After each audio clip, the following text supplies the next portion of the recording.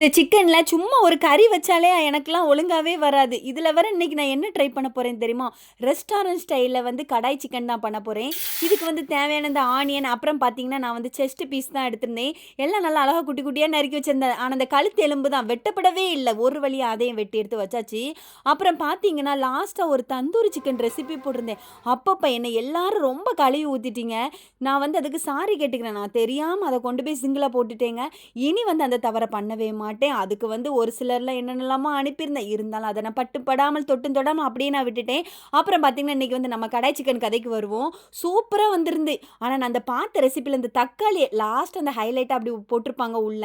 அதுதான் எனக்கு மட்டும் அத எடுக்கும்போது பிச்சு பிச்சு வந்துச்சு. ஒழுங்காவே வரல.